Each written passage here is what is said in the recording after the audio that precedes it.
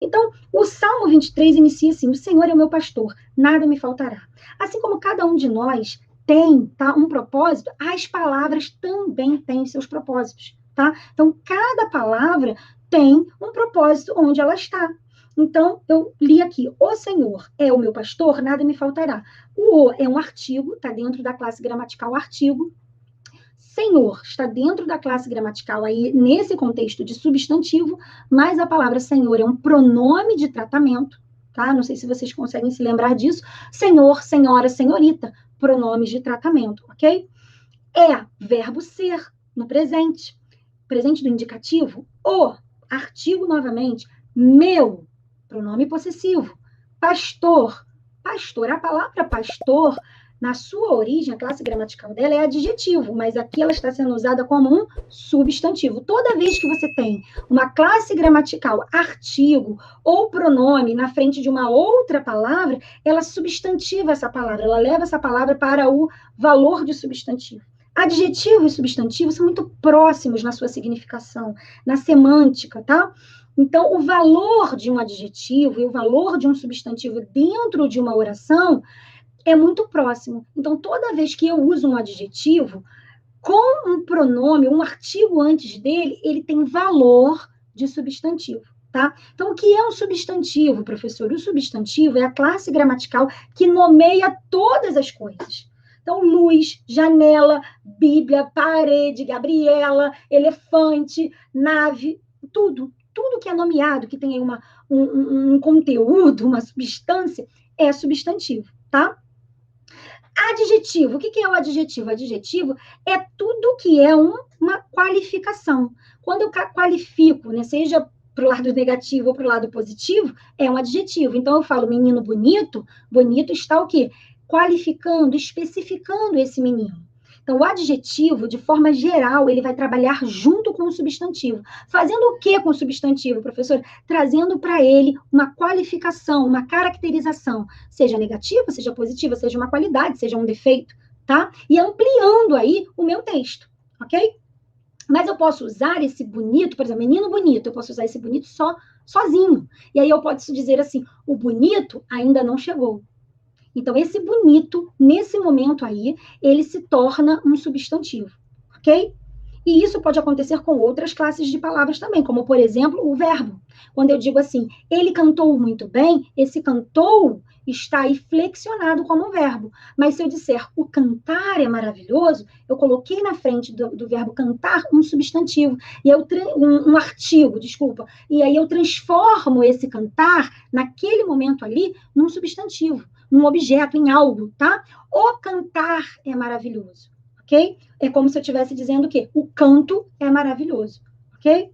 Então, continuando aí, eu tenho um artigo, o senhor, no papel de substantivo, mas é um pronome de tratamento, é verbo, o artigo, meu pronome possessivo, pastor aí também utilizando como substantivo, mas a classe gramatical original dele é um adjetivo, e aí eu tenho a primeira oração, o Senhor é o meu pastor. Ponto, vírgula, nada me faltará. Nada é o quê, gente? Um pronome indefinido. Nada, pronome indefinido. Eu não consigo definir o nada, tá? Me faltará. Me é um pronome oblíquo de terceira pessoa, referente ao ele, ou ela, ele ou ela. Faltará é um verbo no futuro, tá? Futuro do presente. Nada me faltará. E o que quer dizer isso, professor? Essas classes gramaticais, elas são unidas aqui, neste momento, nesse lugar aqui, elas são unidas para trazer o quê? Uma mensagem. Quem é esse Senhor? Quem é esse pastor? Nada o que me faltará. Então, eu tenho aí uma metáfora, porque Deus, o Senhor, ele está se referindo a Deus. Quem escreve esse salmo? Davi. Ainda não se tem exatamente, tá? Não se tem em nenhum lugar exatamente qual foi o momento que Davi escreveu esse salmo, mas pode ter sido na sua juventude, enquanto ele era um pastor de ovelhas, como também pode ter sido no momento em que ele fugia aí de Saul, que vivia perseguindo Davi. Mas não se tem na história o momento exato. Algumas pessoas defendem que foi no período em que ele fugia de Saul, e algumas pessoas defendem que foi no período em que ele era um jovem e ele entendia muito bem aí dessa convivência dele com as ovelhas, como um pastor de ovelhas. E aqui ele vai fazer qual metáfora, qual comparação? Ele vai comparar Deus com um pastor. E, gente, se vocês forem estudar a relação, não sei se vocês já fizeram isso, tá? Me respondam aí, vão falando aí comigo.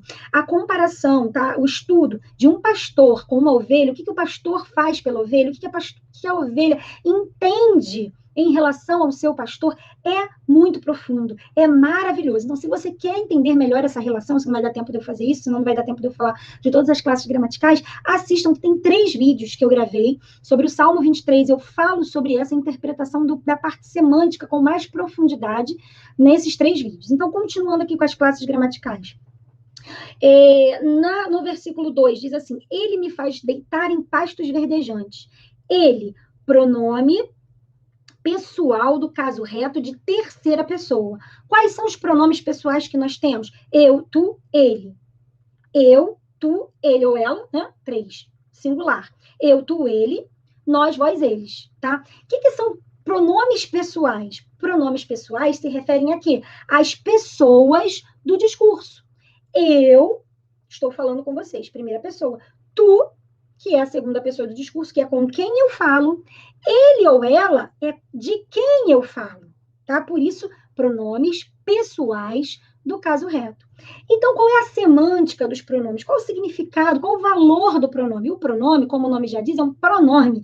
Ele trabalha em favor do substantivo, que é o nome. Então, ele vai substituir o substantivo. Gabriela, se sou eu que estou falando, Gabriela está falando, ela. Eu estou falando, significa que é o quê? A primeira pessoa. Tu estás falando, segunda pessoa. Ele está falando. É claro que, numa linguagem mais informal, e agora já passou para o formal também, o você substitui o tu. No Rio de Janeiro, principalmente, né? O tu, ele vai ser assim, o você, ele substitui o tu, porque eu estou falando com tu, ou com você, né? Estou falando contigo, segunda pessoa. Ele é usado para segunda pessoa, mas ele vai fazer a flexão verbal na terceira pessoa. Então, eu não digo assim, eu digo tu estás, mas eu não digo você estás, é você está, como eu falo do ele. O você não é um pronome pessoal do caso reto. O você é o vós mercê, que virou você, e que agora o pessoal usa no WhatsApp o quê? VC, daqui a pouco não tem mais você, daqui a pouco vira VC, sem vogais, né? O você é um pronome de tratamento, mas que nós trouxemos esse você para esse tratamento informal do dia a dia, e ele virou o quê? O substituto do tu. Principalmente no Rio de Janeiro, por exemplo, dificilmente nós usamos o tu, né? O tu da maneira correta. Às vezes a gente até usa, mas não usa da maneira correta. Tu vai, tu vem, como se fosse o você. Mas o tu, ele tem especificamente a forma do verbo estar na segunda pessoa. Tu vais, tu vens, tu virás, tá? Tu fizeste. É super lindo, né, gente? Infelizmente, nós não usamos isso no nosso dia a dia, mas eu acho lindo. Eu tenho uma aluna que mora no Sul e ela sempre usa o tu da maneira correta, e eu fico ali, eu babo nesse tu, porque eu acho ele lindo. Mas no dia a dia, se você fala tu vais, tu vens, tu fizeste, a pessoa acha que você é de outro mundo aqui no Rio de Janeiro, né? Não sei assim de onde cada um aqui é, mas isso existe, né? Vocês sabem que dificilmente alguém usa o tu e o vós, então o vós, tadinho, tá morto, né? Mas a Bíblia, né? A Bíblia atualizada, a Bíblia corrigida, usa o vós, usa o tu. Já a NVI, ela já usa mais o você, porque ela traz mais para uma linguagem mais aproximada dos nossos dias, tá? E não tem nenhum erro nisso, tá? É uma questão mesmo de preferência, de estilo. Eu uso as duas para fazer esse contraste, porque eu dou aula, né, na Bíblia de língua portuguesa, então sempre uso no curso as duas Bíblias, tanto a atualizada, que é uma linguagem que eu já estou acostumada desde criança a ler, e uso a NVI porque ela traz essa aproximação e às vezes ela ajuda a desmistificar, entendo o sentido, a esmiuçar algumas coisas que às vezes na atualizada ou na corrigida não está tão esclarecido, tá? Bom, então continuando aqui. Ele me faz deitar em pastos verdejantes. Então, ele, pronome pessoal do caso reto de terceira pessoa, pronome pessoal do caso reto, só que oblíquo, tá? Por que é oblíquo, professor? O pronome pessoal oblíquo, ele vai ser o quê? O objeto. Ele vai vir para complementar o sentido do verbo. E o pronome pessoal do caso reto vai vir como o quê? Como sujeito do verbo. É sempre assim, tá? O pronome pessoal, ele é sujeito. O pronome pessoal do caso reto é sujeito. Eu, tu, ele, nós, vós, eles. E os pronomes pessoais do caso oblíquo são os complementos verbais. Objeto direto, objeto indireto. Não sei se vocês lembram disso. Bom, aqueles que se sentirem assim, professora, estão um pouco perdida, não tem problema. Vai ficar gravado. Essa aula, gente, é uma aula especialíssima. Tá? Eu nunca dei uma aula assim tão completona assim de classes gramaticais aqui no canal. Então, se você tem bastante interesse mesmo em aprender, depois você escuta essa aula de novo, que vale muito a pena, tá bom? Então, o me, mim, comigo. Então, eu, de terceira pessoa não, tá, gente? De primeira pessoa. O me de primeira pessoa. Pronome pessoal do caso oblíquo de primeira pessoa. Então, como é que funciona isso? Eu, me, mim, comigo. Tu, te, ti, contigo. Então, te, ti, contigo, pronome pessoal do caso oblíquo referente ao tu. Então, eu falo assim, tu te lembras do que fizeste? Ok? Eu me lembro do que eu fiz. Ele se lembra do que ele fez. Ok? Ok, gente? Muita gente faz isso totalmente errado. Então, eu me lembro. Tem muita gente que fala, eu se lembro. Eu se lembro do que eu fiz. Eu se lembro do que eu fiz ontem. Não, tá errado. Eu me lembro. Ele se lembra. Tu te lembras. E você se lembra. Aí, ok. O você você está falando com a segunda pessoa. Você é como se fosse o tu. Mas o verbo não se conjuga como segunda pessoa. Se conjuga exatamente como ele, de terceira pessoa, tá? Então, vou sempre lembrando isso aqui. Você te lembra? Não, você se lembra. Tu te lembras. Eu me lembro. Tá? Nós nos lembramos, né? Nós lembramos com acento, não. Nós tem acento, o nós não. Nós nos lembramos, vós vos lembrais. Eles se lembram. Usa o se igual ao ele. Ele se lembra ou eles se lembram. Ela se lembra ou elas se lembram. Tá? Ok? Então, é pronome pessoal do caso reto, pronome pessoal do caso oblíquo. Sempre vai ter um pronome pessoal do caso oblíquo em relação a um pronome pessoal do caso reto. Eu, tu, ele, nós, vós, eles. Eu, me, mim, comigo. Se, si, consigo. Te, ti, contigo, tá? Eu, me, mim, comigo. Tu, te, ti, contigo. Ele, se, si, consigo. Aí tem o, a e o lhe e o lhes também, tá? Tem o, a, lhe na terceira pessoa. Que é quando eu falo assim, você a viu no cinema, não é você viu ela. Nós falamos você viu ela, mas não é correto, segundo a gramática, segundo a norma culta. É você a viu no cinema, não é você viu ela no cinema, tá? Você a viu, então esse a se refere a quem? Terceira pessoa. Muitas vezes temos dificuldade de entender o texto bíblico porque tem muitos pronomes que nós não estamos acostumados a usar no dia a dia, tá, gente? E aí você fica esse a, esse o, esse vos. Ainda mais se vier o pronome oblíquo no meio do verbo, né? Futuro do pretérito, ou futuro do presente, ali no meio, o pessoal fica desesperado. Então, isso é o quê? Pronome pessoal do caso oblíquo. Tem que estudar mais o pronome pessoal do caso oblíquo. Então, você que está aqui, está tendo esse privilégio aí de relembrar essas coisas, para na hora de ler a Bíblia, você ter facilidade de entender a quem se refere, ok? Então, ele fala assim, ele me faz repousar. Então, ele quem? O Senhor faz repousar quem? A mim, me. Ele faz o quê? Ele me faz deitar em pastos verdejantes. Então, ele, pronome pessoal do caso reto, me, pronome pessoal do caso oblíquo, faz, verbo, fazer, tá? No presente, do indicativo, deitar, verbo deitar. Esse deitar aí está em qual verbo? É o verbo deitar e ele está na forma nominal, tá? O que é a forma nominal? O verbo tem 3 formas nominais: infinitivo, particípio e gerúndio. Boa noite, Alex, seja bem-vindo. As 3 formas nominais do verbo. Vai escrevendo aí quem puder. Formas nominais do verbo. Primeira forma nominal, infinitivo. Segunda, particípio. Terceira, gerúndio, tá?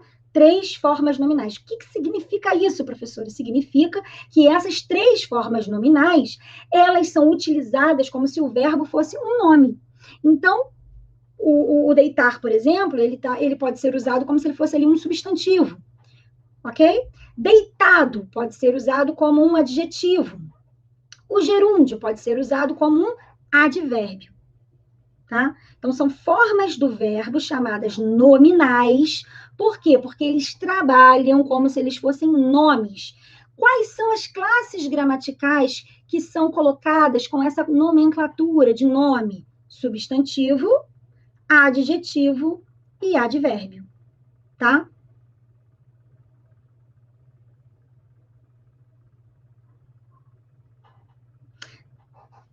Daqui a pouquinho eu vou responder as perguntas, tá, Cleiton? Pode deixar que eu vou te responder. Não sai daí não que eu vou responder a você já já. Deixa eu só finalizar esse pensamento aqui.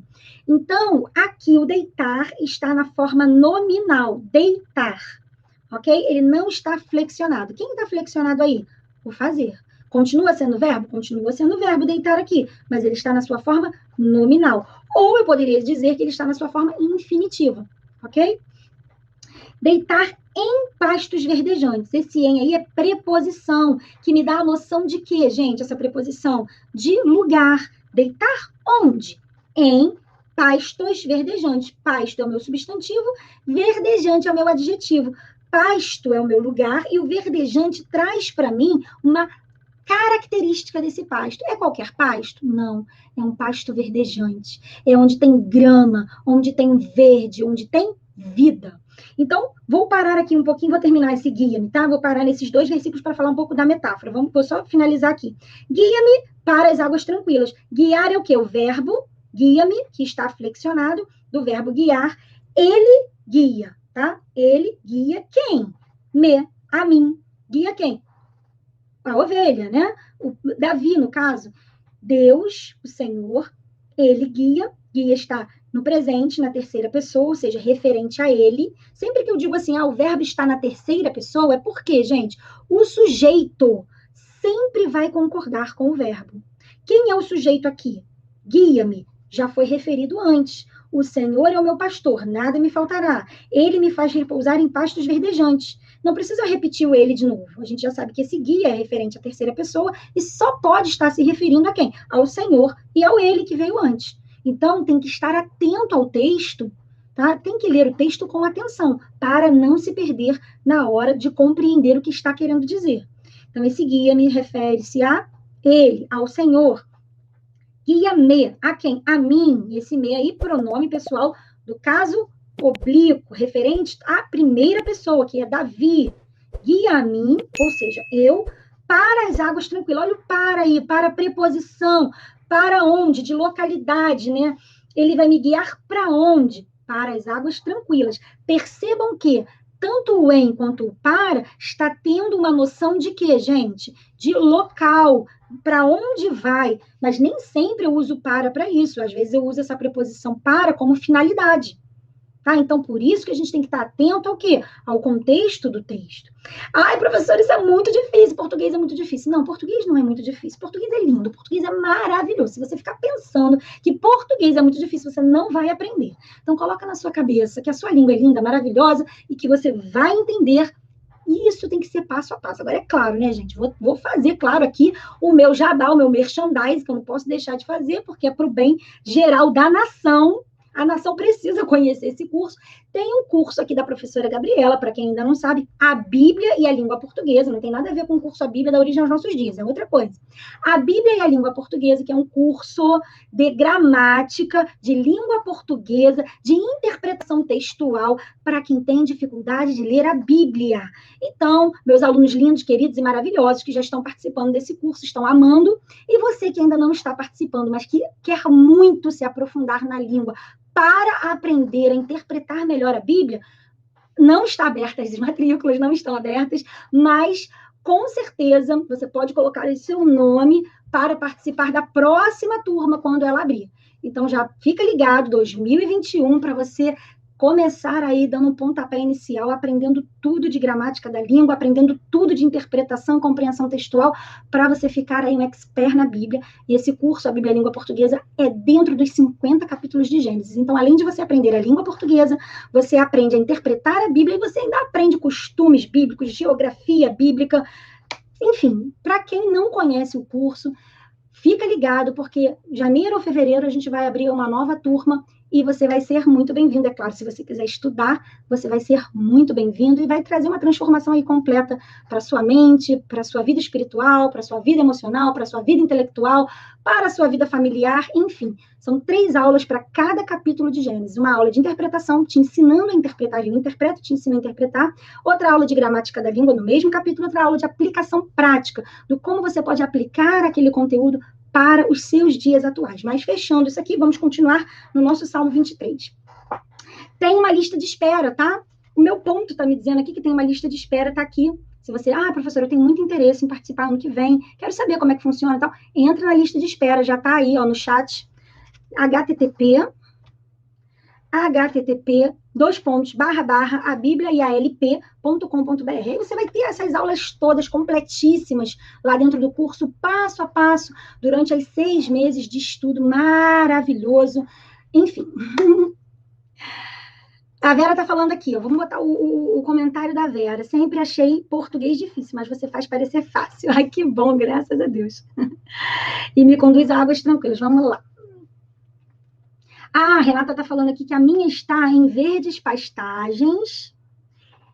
A minha está em verdes pastagens, me faz repousar. Ok, perfeito, tá? Não tem problema nenhum. Em verdes pastagens o quê?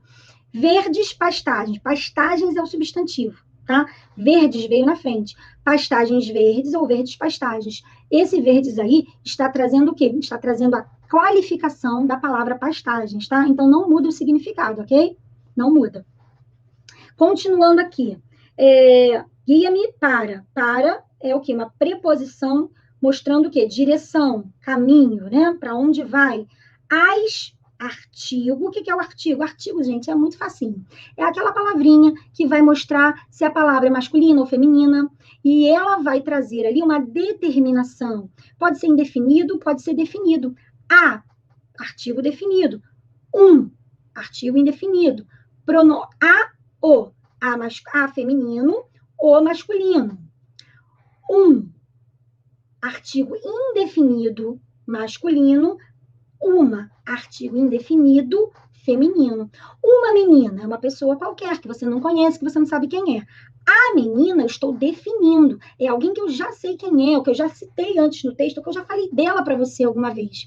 Eu digo assim, mãe, a menina foi lá em casa. Bom, se eu digo a menina, minha mãe sabe quem é. Agora, se eu falo, uma menina foi lá em casa, é alguém que a gente não sabe quem é, que a gente não conhece, que apareceu por lá, ok? Vocês aí do Instagram, se quiser, pode migrar aqui para o YouTube, fiquem à vontade. Ok, queridos e queridas? Quem quiser fazer pergunta, vai colocando aí que eu vou ler no final, tá? Não acho que eu não vou ler, não, que eu vou ler. Continuando aqui. Para as águas tranquilas. Então, se águas é o substantivo, está no plural, o a que acompanha esse águas tem que estar no plural também, ok? Quem acompanhar o substantivo vai fazer concordância com ele. Gente, isso é muito sério. Muita gente não concorda nada, tá? Fala assim, a gente vai, tá certo, mas se a gente fala a gente vamos, tá errado. Por quê? Por mais que a palavra a gente dê sentido de várias pessoas na nossa cabeça, a palavra está no singular. Então, o verbo também tem que estar no singular. A gente vai. Nós vai. Não está errado. Vai estar no singular. Nós está no plural. Então, é nós vamos. É tão bonito, né? A gente vê um português bem falado. É claro que, às vezes, na hora da fala, a gente tropeça alguma coisa. Principalmente, nós que estamos aí no dia a dia, só escutando as pessoas falando errado. Fica um pouco difícil. Por exemplo, eu que sou professora, quando a gente fica corrigindo muitas redações com muitos erros, quando eu saí dali, parece que eu fiquei assim, meio... Já não sei nem como escreve o quê, tá? Então, é assim mesmo. Se nós convivemos num meio onde as pessoas falam muito o português de forma... bem assim, né? Não quero dizer errada, mas é errado, não tem o que falar. Muitas vezes nós não conseguimos saber como. Às vezes a gente nem sabe que está errado, tá, gente? Porque a gente aprende assim, porque a gente convive naquele meio.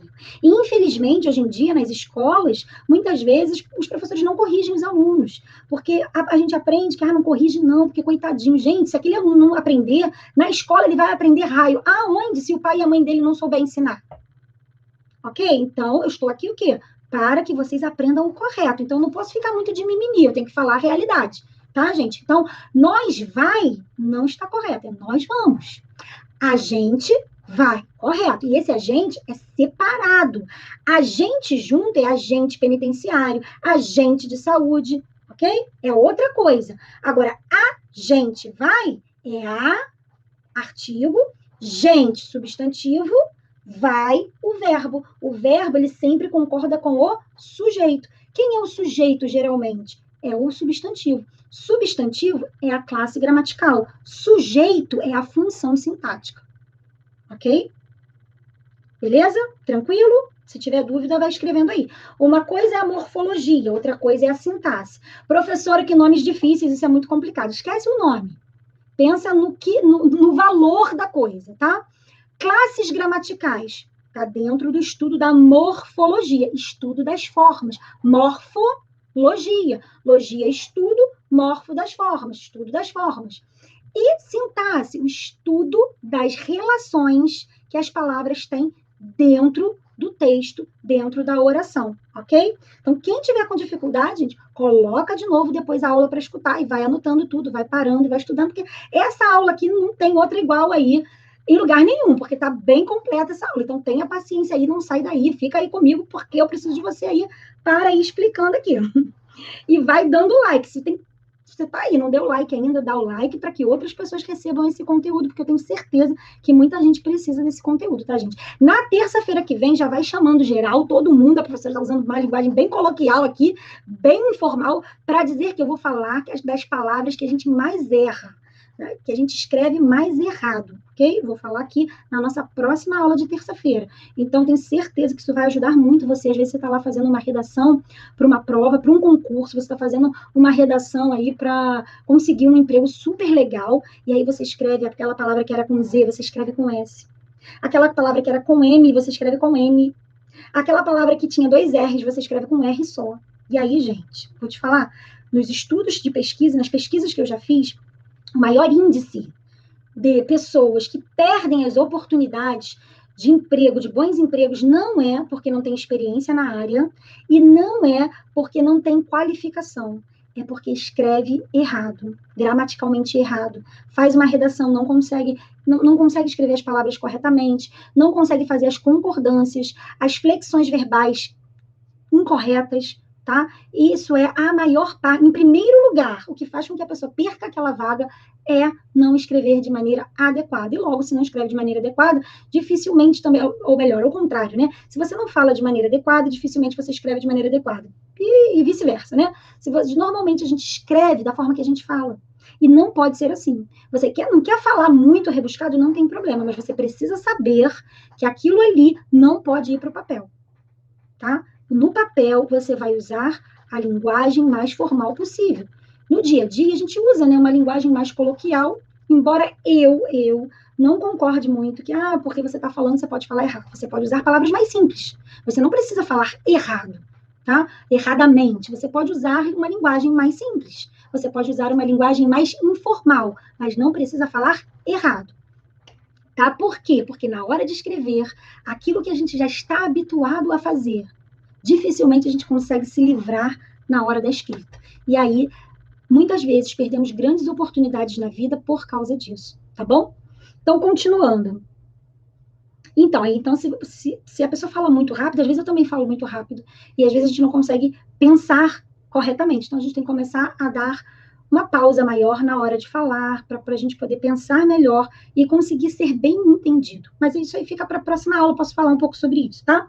Continuando aqui, tranquilas é um adjetivo de águas, ok? Tranquilas é o adjetivo de águas. Não é qualquer água, é uma água tranquila. Então, vou parar por aqui para fazer uma análise metafórica. O que é uma análise metafórica? A metáfora é uma figura de linguagem. Uma figura de linguagem é um uso que nós fazemos das palavras de uma forma que não é a forma real que ela está ali no dicionário, no nosso dia a dia, mas a gente usa aquela palavra por uma forma comparativa, por causa de alguma semelhança. Então, se eu falo tranquila, é uma coisa o quê? Uma coisa calma. Águas tranquilas, eu vou entender o quê? Que é uma água calma. E aí, por que ele compara, por que ele fala que Deus guia ele a águas tranquilas? Porque a água, a ovelha, quando ela vai beber a água, quando o pastor leva a ovelha para beber água, ela não pode beber a água em qualquer lugar, em qualquer lugar agitado. Ele precisa achar um lugar onde o rio seja mais calmo, ou ele precisa fazer uma represa para que aquela ovelha, que é frágil, abaixe e beba a água ali, sem que haja algum risco dela ser levada, tá? Então, ele fala de Deus dessa forma: o Senhor é o meu pastor, ou seja, o que é um pastor? O pastor é aquela profissão, né, de uma pessoa que guia ovelhas, que cuida das ovelhas, que leva as ovelhas de manhã para pastar, para beber água, para caminhar, para comer, e depois volta ao seu lugar, né, a sua casa, ao seu curral ali, né, ao seu espaço. Então, esse pastor, ele cuida das feridas, esse pastor faz com que essa ovelha não seja capturada, não se machuque. E quando ele está andando com a ovelha pelos caminhos desertos ou pelos penhascos, ele cuida da ovelha de forma que a ovelha não caia, não se machuque. E o pastor, ele dá a própria vida por aquela ovelha. Então, é essa a comparação que ele faz com Deus. E ele entendia muito bem disso, porque Davi dava a vida pelas ovelhas dele. A Bíblia conta que ele matou um leão, né, nesse caminho, nessa vida de pastor. Que ele se colocava na frente dos animais para defender as ovelhas, certo? Então, aqui ele fala: Deus é o meu Senhor, é o meu pastor. Isso é uma metáfora. Se fosse uma figura de linguagem chamada comparação, teria o como ou alguma palavra comparativa. Quando não tem palavras comparativas e eu faço a comparação diretamente, chama-se metáfora. Então, o Senhor tem características que o pastor tem. Então, ele compara esse Senhor dele com o pastor, Deus, né? Então, se o Senhor é o meu pastor, nada me faltará. Ok? Então, nada me faltar é uma consequência de eu ter o Senhor como meu pastor. Ele me faz deitar em pastos verdejantes. Assim como o pastor faz as ovelhas deitar em pastos verdes, né, para descansar e para também ali se alimentar, esse Senhor também faz isso com a minha alma. Ele também faz isso comigo. Tá? Guia-me para as águas tranquilas, assim como o pastor guia as ovelhas para as águas tranquilas, para os lugares onde elas possam beber água, onde as águas não sejam agitadas. Deus assim também faz comigo, com o meu interior, com a minha alma. Aí o 3, renova a minha alma. Renova é o quê? O verbo renovar. Ele faz novo, né? Faz novo, de novo. Renova, tem aí esse rezinho aí, é um prefixo, tá? Um prefixo que mostra que o que era novo ele faz renovar, torna novamente novo, tá? Renova o quê? A minha alma. Então, ele está falando da alma dele. Tudo aqui se refere, gente, ao interior de Davi, tá? Tudo aqui se refere ao interior de Davi. Renova minha alma. Guia-me. O que é guiar? Me dá a direção. Guiar é um verbo, guia-me. Esse me refere-se a Davi. Já falei aqui que é o pronome pessoal do caso oblíquo. Pelas, gente, é o verbo, é o pronome por, tá? Mais o artigo a. Por mais a da pela, tá? Pela vereda, pelas veredas. Veredas da justiça. Vereda é o meu substantivo. Da justiça é a minha locução adjetiva. O que é o adjetivo? O adjetivo, ele vai caracterizar o meu substantivo. Quando eu tenho duas palavras fazendo a função de uma, eu tenho uma locução. Fazendo o trabalho de um adjetivo, eu tenho uma locução. Quais são as palavras que eu tenho aí? Da, que na verdade são duas palavrinhas, né? O de mais a, preposição de, mais o artigo a fica da. Dai, da justiça, a palavra justiça. A justiça é o quê? Um substantivo. Então, eu tenho uma locução substantiva que vira aí, eu tenho um substantivo com uma preposição que vira uma locução adjetiva, tá? Por que é locução adjetiva? Porque está caracterizando o substantivo veredas. É qualquer vereda? É qualquer caminho? Não, é a vereda da justiça. Ele me leva, é ele que me ensina a caminhar na justiça, na honestidade. Gente, isso é tão profundo, é tão profundo. Vejam aí as aulas que eu fiz, tá? Do Salmo 23, está gravado em 3 aulas, parte 1, parte 2, parte 3. Foi, assim, linda, essas aulas foram lindas, maravilhosas, foi muito bom para mim e abençoou uma vida de muitas pessoas. Não deixem de assistir, porque essa parte semântica da interpretação está bem aprofundada, tá? Aqui eu estou trazendo mais a parte da classe gramatical, das classes gramaticais, que foi um pedido aí de um aluno nosso aqui do canal. Veredas da justiça caracteriza veredas, então não é qualquer vereda, não é qualquer caminho. Por amor do seu nome. Por, preposição. Amor, substantivo abstrato. Do, preposição. De mais o, fica do. Preposição de mais artigo o. Do, seu, pronome pessoal, pronome possessivo, desculpa, pronome possessivo, nome. Nome é o quê? Substantivo, tá? Então, renova a minha alma. A alma de quem? De Davi. Guia-me, guia-me, guia minha alma, né? Pelos caminhos da justiça. Por quê? Por causa de quê? Por que motivo ele faz isso? Por amor a ele mesmo. Por amor dele, por causa do amor dele, é que ele faz isso comigo. É porque eu mereço? Não, é porque ele me ama, tá? Então, pelo amor dele, ele me guia nas veredas da justiça. Agora, prestem bem atenção. Ele guia por quê? Porque você se coloca nessa posição de ovelha. Porque se o Senhor é o meu pastor, eu sou o que dele? Ovelha. Deus não pode fazer isso com quem não se coloca nesse lugar de ovelha, tá? Então, se você quer que o Senhor seja o seu pastor, quer que ele te guie, que ele faça você deitar em pastos verdejantes, que guie você às águas tranquilas, que renove a sua alma, que guie pelas veredas da justiça por amor do seu nome, que lugar você tem que estar? De ovelha. Ô, meu querido Kaique, seja bem-vindo. Fica aí, Kaique, fica aí para você aprender aqui, né? Passos gramaticais dentro do Salmo 23, tá? Kaique, era meu aluno na escola. Então, para que você tenha esse prazer de ter esse Deus como seu pastor, você precisa ser ovelha dele, tá? Então, versículo 4. Quando eu tiver de andar pelo vale da sombra da morte, eu sei que tem algumas Bíblias que estão de outra maneira, tá? Quando eu tiver de andar pelo vale da sombra da morte, o que é esse quando, gente? O quando, ele faz referência ao tempo. Ele faz referência ao tempo. Quando eu tiver de andar pelo vale da sombra da morte, quando isso acontecer, significa, sabe o que, gente? Que um momento isso vai acontecer, tá? Eu até fico arrepiada aqui, porque vai acontecer. Todo mundo passa pelo vale da sombra da morte em algum momento ou em vários momentos da sua vida. Mas isso é muito mais na alma do que externo. Quantas pessoas não estão vivendo no vale da sombra da morte interiormente? Quantas pessoas não estão vivendo aí numa depressão profunda por causa do período que nós estamos vivendo aí, né, gente? Quantas pessoas estão passando pelo vale da sombra da morte? O que é isso, o vale da sombra da morte, gente?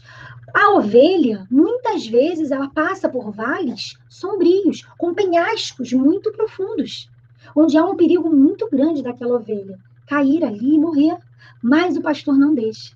Ele está ali para, com o cajado dele, ir colocando a ovelha para o caminho certo. Vocês já repararam que o cajado ele tem uma ponta assim? Ele busca a ovelha, ele puxa a ovelha, tá? E tem uma varinha. Se a ovelha não estiver ali conseguindo entender muito bem, ele dá aquela varadinha que ela vai para o caminho, dá aquela instrução. Tá? A vara representa a instrução, a correção. Né? O cajado, ele traz a ovelha para perto do pastor. Gente, o Salmo 23, ele é incrível, é maravilhoso. Quando eu tiver de andar pelo vale da sombra da morte, não temerei mal algum, porque tu, quem? Quem é tu? Ele está falando agora direto para Deus. Quem é o tu? Tu estás comigo.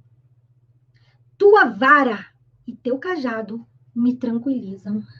Saber que o Senhor me busca, saber que o Senhor me dá uma varadinha e me instrui, me tranquiliza, me traz paz, me traz tranquilidade total. Por quê, gente? Se Ele, o Deus Todo-Poderoso, está comigo e eu me coloco debaixo, né, dele, como meu pastor, como aquela ovelha que quer ouvir a voz do pastor, que quer caminhar no caminho que o pastor instrui, a minha alma está protegida, meu coração está protegido, eu não vou temer a isso tudo, ao que aparece nos documentários. Gente, a morte ela pode vir para qualquer um, mas eu não preciso ficar com medo da morte. A palavra de Deus diz que eu não preciso temer, é Ele que cuida de mim. Você não precisa temer, Ele cuida de você. Eu estou com medo disso tudo, não tenha medo. Se coloque debaixo da poderosa mão de Deus. Ele é o seu pastor, Ele está cuidando de você. Quando é o que, gente? O quando? O quando aí é um advérbio, né, de tempo. Também o quando ele também pode ser, nessa situação aqui, um advérbio de tempo, de temporalidade, né? Quando eu tiver de andar, ou seja, eu, pronome pessoal do caso reto, tiver, verbo ter, né? De andar, de preposição, andar é o verbo no infinitivo. Então, tiver de andar é uma locução verbal, tá, gente? Estão juntinhos aí. Uma locução verbal. Quando eu tiver de andar, pelo, por mais o, pelo, vale. Vale é o quê, gente? É um substantivo, é um lugar, tá? Um substantivo, vale. Vale, que vale é esse? É qualquer vale? Não. Está especificado pela locução adjetiva da sombra da morte. Da sombra, e que sombra é essa? Da morte. Então tem essa especificação aí, da sombra da morte. Quando eu tiver de andar pelo vale da sombra da morte, não temerei. Eu não temerei, tá? Temerei está em primeira pessoa e é futuro. Não temerei mal algum. Será que em alguns momentos nós não estamos aí passando por esse vale da sombra da morte? E qual deve ser a nossa postura? É de desespero, de pavor, de angústia, de ansiedade? Não, gente. É de crer que o Senhor está cuidando de nós. Eu não temerei mal algum. Por quê? Por quê, gente? Porque tu estás comigo. Porque tu estás comigo. Gente, é uma explicação. Por que você não vai temer? Esse porquê é um porquê explicativo, tá? Porque é uma conjunção explicativa. Porque tu quem? O Senhor, estás comigo. Sinta isso agora. Fala isso agora para Deus, porque tu estás comigo. Eu não temerei mal algum. Gente, eu não estou falando isso aqui da boca para fora. Eu vivo isso na minha vida. Pode estar acontecendo a tribulação que for. A gente chora, a gente se coloca diante de Deus, a gente às vezes chora a noite inteira. Mas a gente tem certeza que o Senhor cuida da gente. E aí você não fica vivendo no temor. No temor não tem temor de nada, tá? O Salmo 91 fala a respeito disso. 1000 cairão ao teu lado, 10.000 à tua direita, mas tu não serás atingido. Isso não quer dizer que não ser atingido é que não vai ficar doente, é que não vai perder emprego. Não, não é isso não, gente. É que o medo não vai te atingir. E o medo, ele paralisa muito mais a gente do que uma doença, do que a perda de um emprego, do que a perda de alguém na nossa família. O medo, às vezes, faz a gente parar sem mesmo nada ter acontecido de fato. E eu vou mais além aqui, tá, gente?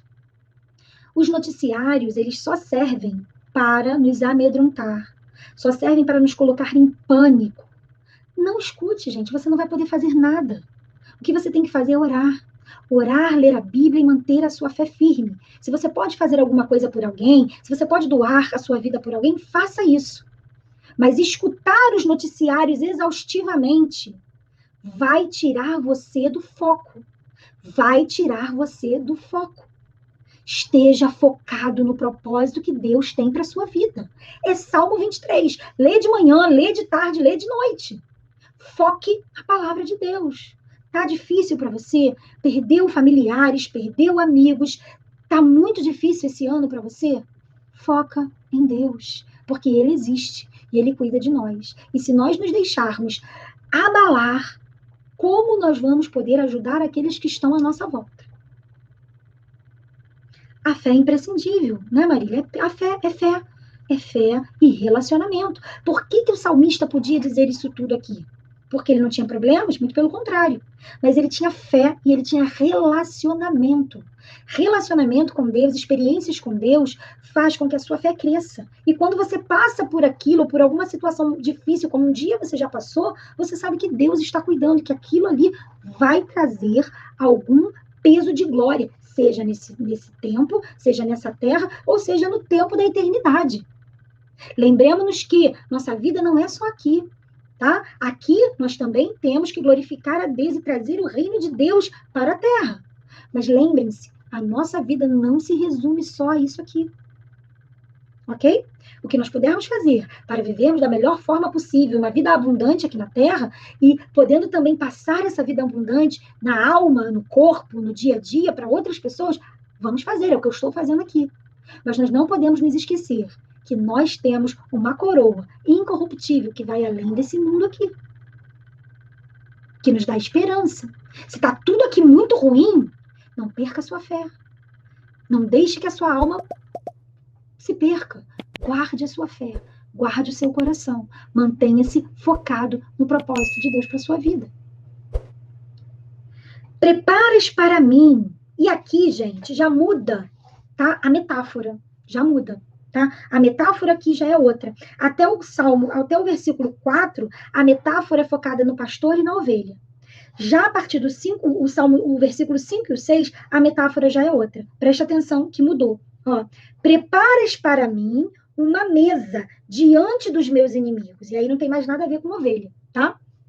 Preparas é um verbo preparar na segunda pessoa. Tu preparas para mim, para, preposição, tá? Preposição para quem? A quem está direcionado isso? Preparas o quê? Uma mesa para quem? A quem? Para mim. Para Davi. E onde essa mesa é preparada? De que maneira? Quando? Diante dos meus inimigos. Então, prepara o verbo para a preposição mim, pronome pessoal do caso oblíquo da primeira pessoa. Preparas para mim uma, artigo definido, artigo indefinido. Lembra que eu falei que o a era artigo definido? E uma era o artigo indefinido? Então, preparas uma mesa diante dos meus inimigos, diante dos meus inimigos, ponto vírgula, tu unges a minha cabeça com óleo. Quem unge? Deus. Unge, é verbo ungir. O quê? A, artigo, minha, pronome possessivo, cabeça, substantivo. Unges o quê? A minha cabeça. Com o quê? Com preposição, unge com com algo. Óleo, substantivo óleo. O artigo meu, cálice. Pronome possessivo meu, cálice, substantivo, transborda, verbo transbordar. Então vamos lá, preparas para mim uma mesa diante dos meus inimigos, unges a minha cabeça com óleo e meu cálice transborda. Então vamos para a parte metafórica aí desse versículo. Ele está dizendo que Deus é um anfitrião, tá? Quando as pessoas vão na casa das outras, é um costume oriental, né? Lá de Israel ainda existe isso, né? Mas no povo de Israel, pensando naquele momento ali, quando as pessoas iam na casa uma das outras, né? Havia o que? A preparação de uma mesa. A comida, o momento da ceia, é um momento de intimidade, de comunhão, que é preparado para uma pessoa, que você tem prazer de que aquela pessoa esteja ali. E esse cálice que transborda, ele transborda quando você está feliz daquela pessoa estar ali. Engraçado isso, né? Se o cálice está transbordando, é porque aquela pessoa é bem-vinda, tá? Então, Deus me unge, tá? Deus me unge a minha cabeça com óleo. O óleo representa o quê? O óleo representa o Espírito Santo, a unção do Espírito Santo, tá? Então, ele unge a minha cabeça com óleo. Vocês que estão aí no Instagram, sejam bem-vindos. Suzana, minha irmã, tá aí. Regina, Sandra, tá aí. Sejam muito bem-vindos. Unges a minha cabeça com óleo e o meu cálice transborda, ou seja, o cálice que eu dei para você beber, que Deus dá para a gente beber, transborda, porque ele se agrada da nossa presença na presença dele. E prepara uma mesa para mim diante dos meus inimigos. O que é isso, gente? É honra. Tá? Deus nos honra. Então, aquele que permanece com Deus é honrado por ele. A palavra de Deus diz que aqueles que se aproximam de Deus têm que se aproximar dele com fé, crendo que ele é galardoador dos que o buscam, que ele presenteia aqueles que o buscam. Gente, eu posso sentir a presença do Senhor aqui enquanto eu vou falando com vocês. Quanto Deus se agrada de que nós estejamos aqui estudando a palavra dele. E é maravilhoso poder servir a esse Deus, servir a vocês na presença desse Deus. E eu me considero como se Deus estivesse agora aqui, nesse momento, preparando, né, uma mesa para nós. Essa mesa está preparada. Nós estamos aqui nos alimentando da palavra de Deus, de uma forma preciosa, profunda, tá? Ele prepara para mim uma mesa diante dos meus inimigos. Os inimigos podem não ser pessoas, especificamente, mas situações que ficam te pressionando, tentando fazer com que você desista da vida. E você está tendo essa oportunidade agora de estar aqui junto com irmãos de vários lugares do Brasil, estudando a palavra de Deus, porque Deus é misericordioso. E Ele prepara para a gente uma mesa diante dos inimigos. O que a gente come? A palavra de Deus. A palavra de Deus é a nossa comida, é a nossa bebida. O cálice, Aleph, o cálice é como se fosse o quê? O cálice é a bebida que você bebe, certo? O cálice transborda, é o cálice com vinho, esse vinho transborda, essa bebida transborda. Então, o que é isso? Deus, ele te dá uma... O vinho, muitas vezes, é como a alegria, né? Nós podemos pensar numa metáfora de alegria. Um cálice que transborda é uma bebida que transborda, é um vinho que transborda, é uma alegria que transborda dentro da nossa vida, tá? Nós transbordamos da alegria do Espírito Santo, mesmo em dias difíceis, mesmo quando os inimigos estão à nossa volta. Tá? Davi conhecia muito bem isso. Né? Davi, como pastor ou como rei, estava sempre cercado de muitos inimigos. Unges a minha cabeça com óleo, ou seja, derrama o teu Espírito Santo sobre mim. O óleo é uma metáfora, aí tá, com a presença de Deus. Normalmente, na Bíblia, o óleo, ele representa a unção do Espírito Santo, tá? Bondade e misericórdia certamente me seguirão. E o que é isso, gente? O que se refere a essa bondade e misericórdia certamente me seguirão? Existia também, né, o costume de que quando você hospedasse alguém na sua casa, tá? Quando você hospeda alguém na sua casa, no costume lá oriental, né, do povo de Israel, do povo hebreu, e do povo do Oriente também, você faz o quê? Na hora que essa pessoa vai embora, você bota 2 pessoas para levá-la até a porta da cidade, para você ter certeza que essa pessoa foi embora, tá? Protegida, ok? Então, essa bondade e misericórdia são esses 2 guardas que protegem Davi. Bondade e misericórdia, certamente é um advérbio de confirmação, de certeza, certamente me seguirão. Todo lugar que eu for, a bondade e a misericórdia do Senhor vão me seguir. Todos os dias da minha vida, bondade e misericórdia é o quê? Bondade, substantivo. Misericórdia, substantivo. A bondade, a misericórdia. Tá? E é uma conjunção aditiva, bondade e misericórdia. Estou adicionando as 2 ideias, os 2 substantivos. Bondade e misericórdia, substantivos abstratos. Por que substantivo abstrato, professor? Existe substantivo concreto, substantivo abstrato. Concreto é tudo aquilo que não depende de ninguém para existir, tá? E o abstrato é que depende de um ser humano ou de alguém para que aquilo exista. Então, bondade precisa ter alguém para ser bondoso, um Deus para ser bondoso. Misericórdia precisa de alguém para existir, tá? Então, o substantivo abstrato é aquele que necessita de alguém para que ele exista. E o substantivo concreto é um substantivo que independe, tá? Caneta, sapato, não precisa de alguém para senti-lo, para fazer com que ele aconteça, tá? Bondade e misericórdia certamente me seguirão, mais uma vez, pronome oblíquo me, seguirão a mim, tá? Todos os dias, todos pronome indefinido, os artigo no plural, todos pronome indefinido no plural, todos os dias, ou seja, infinito, todos os dias que eu viver, tá? Todos os dias, substantivo, da, de mais a, preposição de mais artigo a, minha, tá? Minha é pronome possessivo, minha vida. Vida também é um substantivo abstrato. E, preposição e, conjunção aditiva e aí, tá?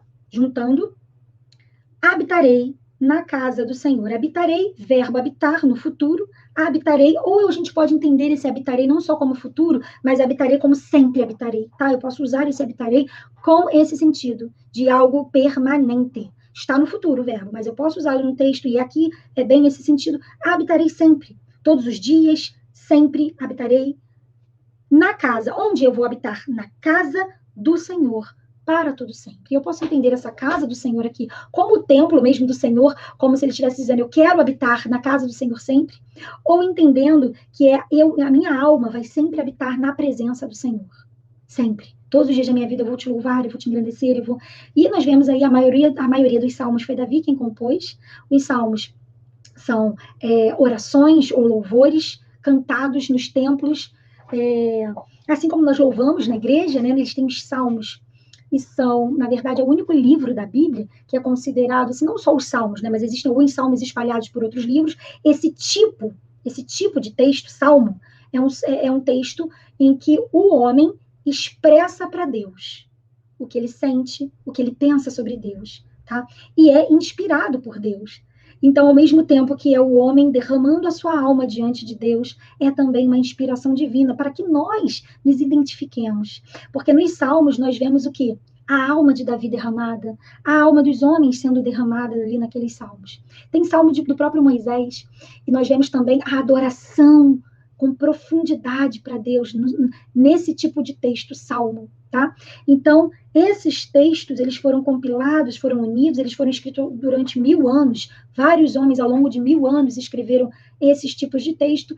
E na época em que eles voltam do cativeiro, Esdras e Neemias ali têm esse trabalho de unir, mandar buscar todos esses salmos e compilar ali dentro da Tanakh, que é a Bíblia hebraica, e é todo o Antigo Testamento da nossa Bíblia, bem parecido, tá? Só muda a ordem dos livros, mas o teor da mensagem. Então, para finalizar aqui, bondade e misericórdia, então bondade, substantivo, e conjunção aditiva, misericórdia, substantivo, substantivos abstratos, certamente advérbio, pronome pessoal do caso oblíquo, seguir, seguirão, verbo seguir, no futuro, todos, pronome indefinido, os, artigo no plural, porque está acompanhando dias, dias, substantivo, da, de mais a, preposição mais a, artigo, minha, pronome possessivo, vida, substantivo, abstrato, e, conjunção aditiva, habitarei, verbo habitar no futuro, na casa do Senhor, em mais a, da na, tá? Em mais a fica na, casa, pronome possessivo, desculpa, substantivo concreto, nada a ver, casa, substantivo concreto, do, de mais o, preposição mais artigo o, Senhor, Senhor aí com letra maiúscula, porque se refere a Deus, tá? Senhor, em grande parte da Bíblia, né, dos judeus, ele não escreve a palavra referente ao nome de Deus exatamente, ele vai escrever o quê? Senhor, tá? Senhor, porque eles têm um temor muito grande do nome de Deus, tá?